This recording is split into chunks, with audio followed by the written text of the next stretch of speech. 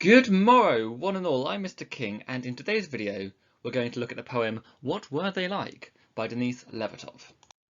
So let's dive straight into it today. This poem was written in response to the Vietnam War, which took place from 1955 to 1975.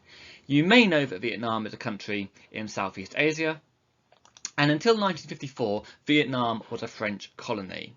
But when France withdrew, a civil war broke out between the communist northern part of Vietnam and the capitalist south of Vietnam.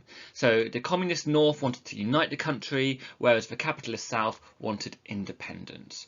And America started supporting South Vietnam from 1964. Now, even though America was one of the military superpowers at the time, North Vietnam's hit-and-run tactics were far more powerful, and eventually America withdrew its troops in retreat and North Vietnam won the Civil War. Now, this war, the Vietnam War, was famous for a number of reasons.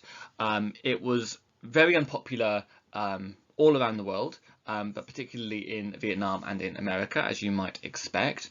And America became famous for using this bomb, this fire bomb called napalm, which I'm not going to put a photo of on the screen, but you may have seen a very famous image of children running away from burning buildings, burning homes, not wearing many clothes because their clothes had been burnt off them.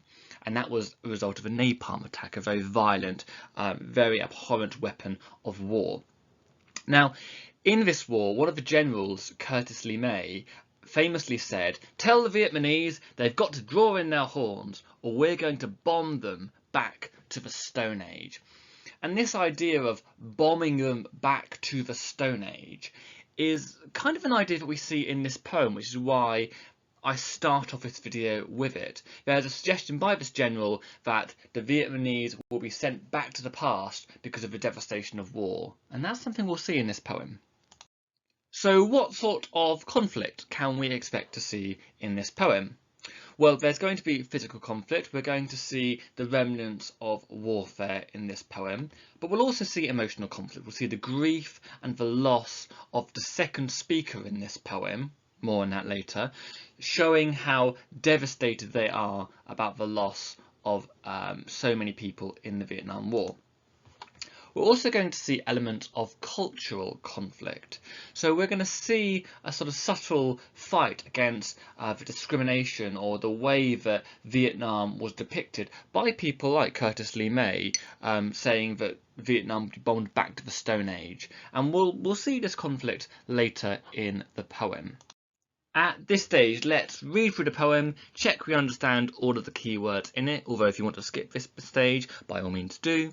And then afterwards, we will go through the poem a bit more slowly and we'll pick out some language and structural features that you may find interesting. So, what were they like?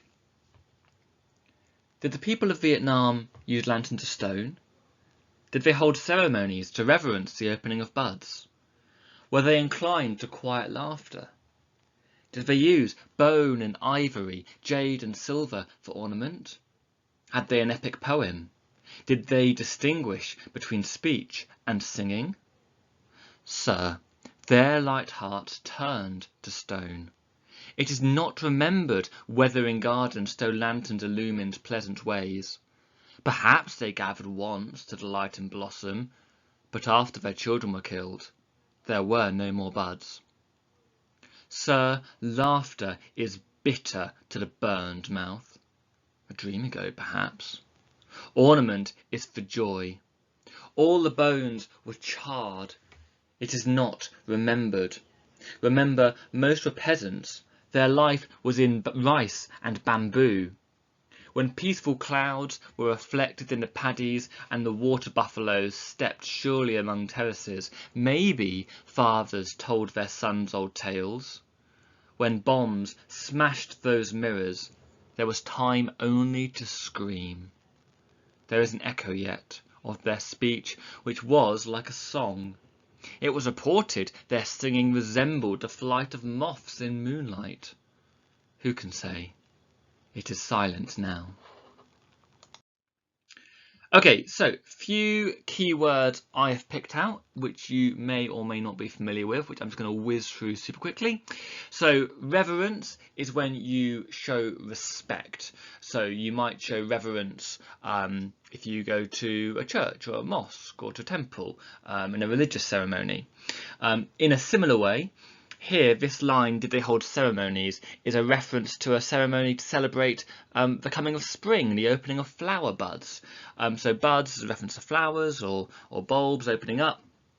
So did the Vietnamese have ceremonies which celebrated the coming of spring? Later on in the second stanza, we've got the word illumined. So illumined, you might know the word illuminated. Illuminated, like to light up. So did they have stone lanterns illumine pleasant ways? Did stone lanterns light up the pleasant paths? I've highlighted the word charred. So charred is a word which means burnt, burnt very badly.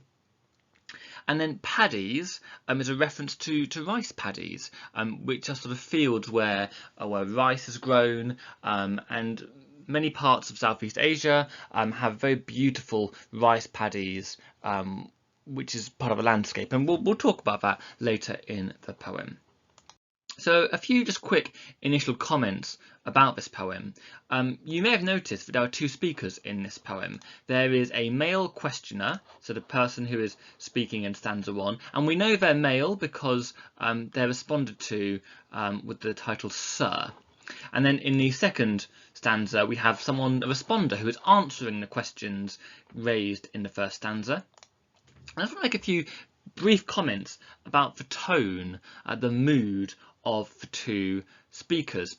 The questioner, I would argue that his tone is quite naive or condescending or ignorant. So naive, doesn't show much knowledge of the Vietnamese, because they're asking lots of questions, but some of the questions are borderline disrespectful, which we'll come to. Condescending, the questions show that this person doesn't maybe think very much about Vietnam, which remember was a thriving, very vibrant, very rich cultural place, which was sadly victimized through the Vietnam War.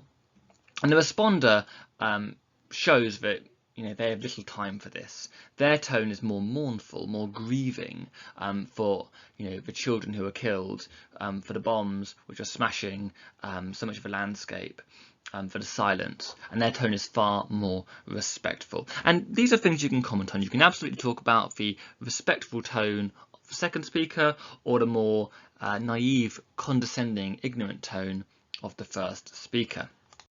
Okay, so we're about to go through the poem a bit more slowly. We'll pick out some interesting features that you might want to write about if this comes up in an exam. Before we do so, though, I need to point something out very quickly. You hopefully noticed that in stanza 1, we've got a list of 6 questions. And in stanza 2, we've got a list of answers to those questions. And one really useful thing to do is to match up the questions to the answers. So, for example, did the people of Vietnam use lanterns of stone? Well, that matches up to Sir, their light hearts turned to stone. It's not remembered whether in gardens stone lanterns illumined pleasant ways. If you've got time, just pause really quickly and see if you can match them up yourself. My students sometimes disagree about where the answers begin and end, and that's absolutely fine. It's a really interesting conversation. But if you haven't got time to do that, here is how I have matched them up. Now, I'm not going to go through the poem chronologically from the very beginning to the very end, as I normally do. What I'm going to do is I'm going to look at the questions and the answers side by side, and I'll analyse them each in turn. So a bit different, but trust me, I think this is a much more sensible way to go through this poem. So let's start going through the poem with the first question and the first answer. So the first question, did the people of Vietnam use lanterns of stone? And the first answer, Sir, their light hearts turned to stone. It is not remembered whether in gardens stone lanterns illumined pleasant ways.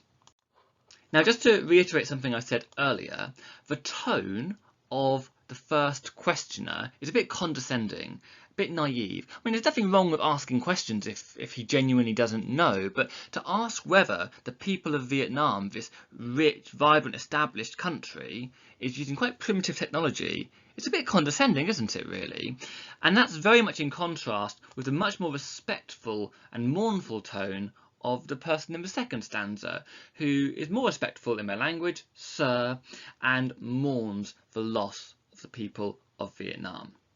Now, because the poem starts with this very naive, condescending tone, attention is put onto it. So reader's attention is drawn to the sort of naive, condescending tone by virtue of the fact that it appears at the start of the poem.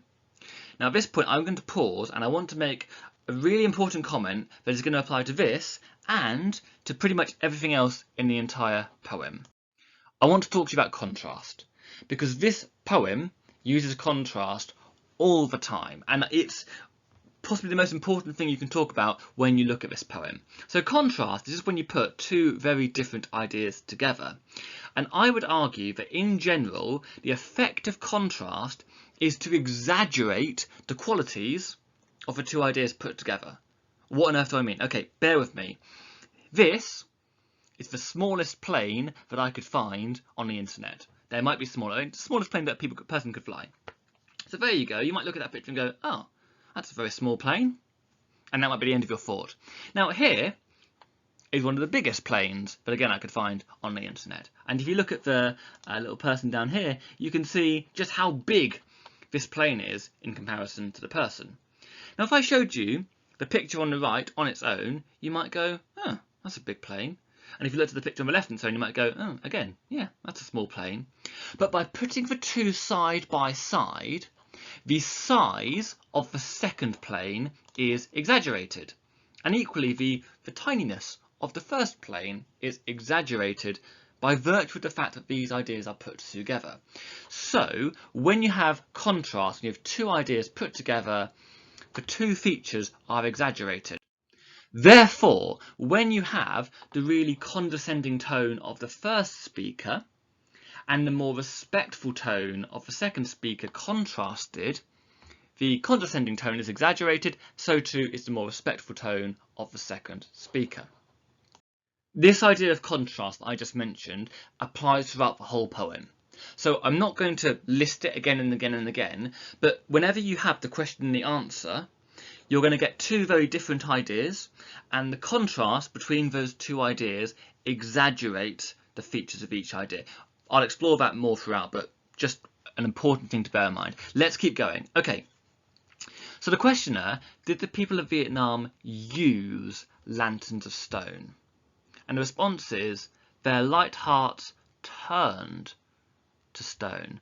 Now I want to point out here that the verb, the doing word, used in the question is a very active verb. Did they use? Did they do something?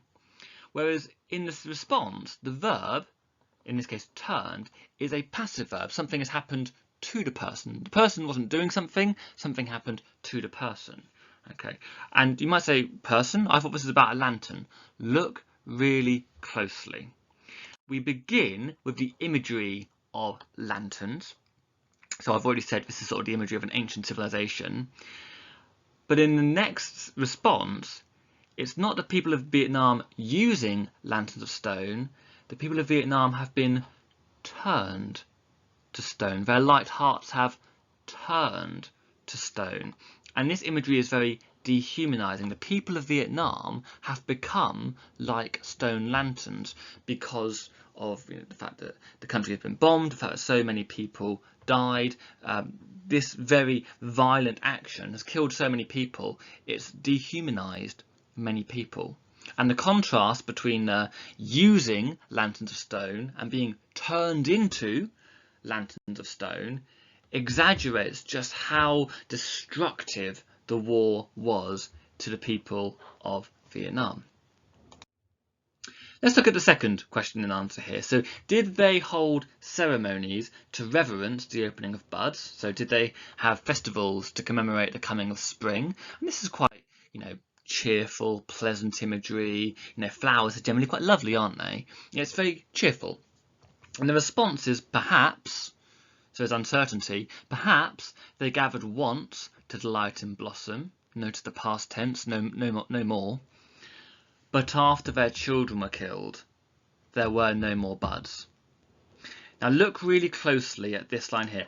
After their children were killed, there were no more buds. Now a literal interpretation of that line is, when the children died, there weren't any more flowers. There weren't, people weren't planting flowers anymore because there'd been so much destruction. There weren't any more festivals. But on a deeper level, the flower imagery in the question has been subverted, and that just means the opposite has happened and a much worse interpretation happens here. So bud could be a metaphor for children. Like some parents even refer to their little ones as, oh, my little bud. And so the idea that after their children were killed, there were no more buds, there were no more children, which makes sense. After their children were killed, there were no more children. But the idea of there being no more flowers, nothing beautiful, no more children, that's just devastating. It's a really devastating image, drawing attention to the deaths of innocent children. Readers are made to feel a lot of sympathy for the victims of the Vietnam War in this poem. And that contrast, once again, exaggerates just how devastating it is. But there's internal contrast as well, not just between the question and the answer, but within the answer itself there's another contrast. Perhaps they gathered once, but then their children were killed. So gathering once, delighting, very, very cheerful, but then their children were killed. That delight, that gathering, that ends. There's no more gathering, there's no more community, there's no more delight, there's no more joy because of the death that has happened. There's a lot you can say about these lines. They're really, really tragic. Let's look at the third question and answer. Were they inclined to quiet laughter? Again, nice joyful imagery here. Laughter, we love it. Sir, laughter is bitter to the burned mouth is the response. And this is much more painful imagery. And the contrast between the two exaggerates just how much pain has been caused. And we also have here something called synesthesia.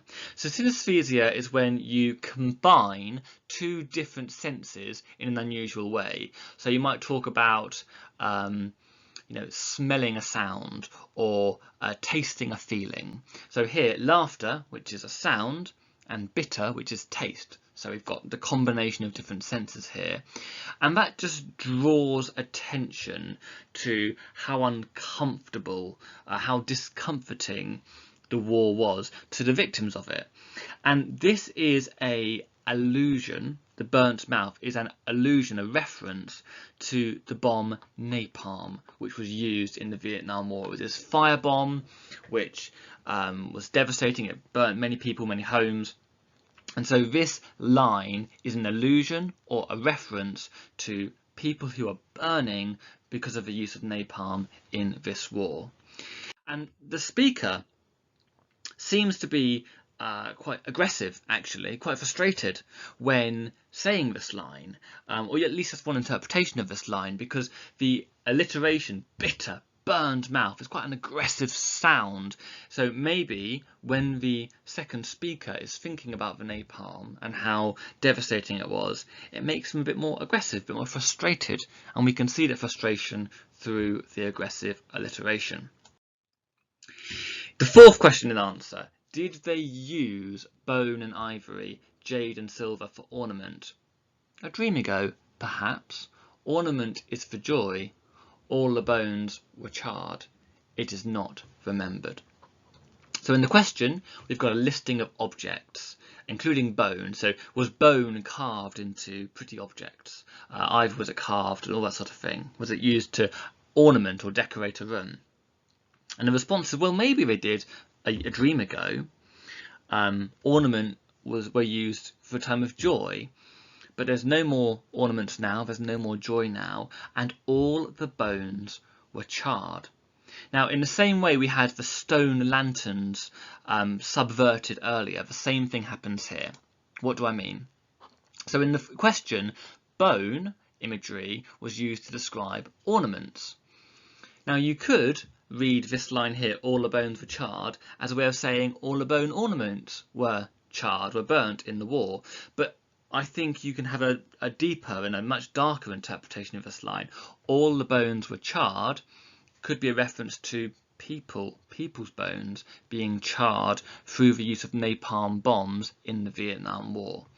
So once again, we've got very dehumanizing imagery, and the imagery of bone, which made us think of ornaments, in the question, that's been subverted to make us think about people and people dying in the answer. We see the word perhaps appear a few times in this poem. I'm just going to pause on it very briefly here. The word perhaps is deliberately ambiguous, which just means uncertain. The speaker is uncertain, and the very fact that the speaker is uncertain about what the people of Vietnam were like just shows how much has been lost, how memories have been lost, how records have been lost, which is just another different way of highlighting how devastating the war was. And here we also have "it is not remembered." Now, this is repetition. We see this earlier in the poem, "It is not remembered." And the repetition of this idea just, again, draws attention to the fact that it wasn't just people and buildings that were lost, but memories too.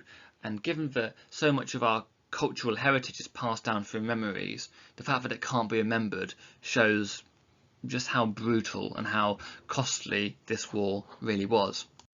The fifth question and answer: had they an epic poem? And we get this quite long response. Remember, most were peasants, their life was in rice and bamboo. When peaceful clouds were reflected in the paddies, and the water buffalo stepped surely among terraces, maybe fathers told their sons old tales.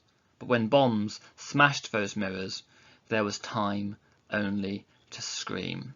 So we've got some quite peaceful imagery of what peasants in Vietnam might have been doing. They were in rice and bamboo fields on pleasant days when there were peaceful clouds in the skies that were reflected in the paddies, and you had the buffalo stepping among the terraces.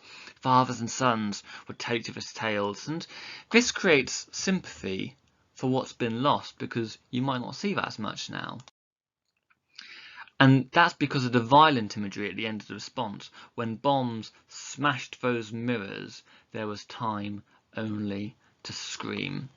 So when the poet says, when bombs smashed those mirrors, you could read that literally, as in, mirrors were physically smashed when bombs were dropped. But if you have a look at this image of rice paddies, you can see how the water in these rice paddies almost looks like a mirror. So I think that mirrors could be a metaphor for the beautiful rice paddies, and these were smashed, these were destroyed when bombs fell on them in the war. And we've got this violent oral imagery, the sound imagery of them screaming. There was time only to scream, which is haunting. And we've got end stopping at the end of the line. We've got this full stop drawing attention to the word scream. So our readers are made to focus on the screaming caused because of this brutal war. And the final question: did they distinguish between speech and singing? I have to say, I think of all the questions, I think this is the most condescending of them all. Did the people of Vietnam distinguish, tell the difference between speech and singing? Well, of course they did. It's very condescending to even ask that. Yet this imagery of songs and speeches is subverted once again. We have speech and singing very active, very present, and in the answer we just have echoes. The speech, the song, it's fading. We only have echoes of it because of what's been lost. So this imagery draws attention to what has been lost. And it was reported their singing resembled the flight of moths in moonlight. So I think this is quite a beautiful image. I mean, moths are very fragile, but also quite elegant, fluttering around in the moonlight.